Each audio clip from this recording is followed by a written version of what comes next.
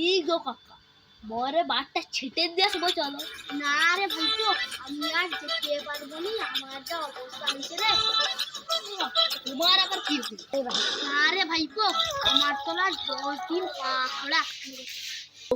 কেন? ভাইপো রাস্তায় আমি তো মোটরসাইকেল চালাইছিলি, তা দেখতাম মেশিনটা পিছনটা গুজা মেরেছে, তারপরেই অবস্থা। তো তুমি দুদিন পর আসতে পারবে তো? হ্যাঁ রে ভাইপো, আমি 2 দিন পরে চলে যাবো। ওই কথা রইল।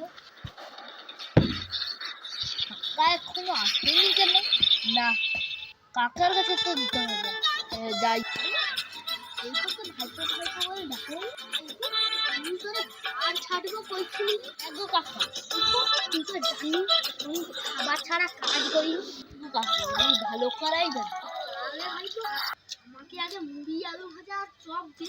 আমি লেখি, তুমি তো তখন তাহলে একটু বুঝো। তোদের ওই প্লেটটা বানাইছি, যাই দৌড় মারবো, আর কাজ করতে হবে। ইয়ে ভাইপো তোরা ধুয়ে দে।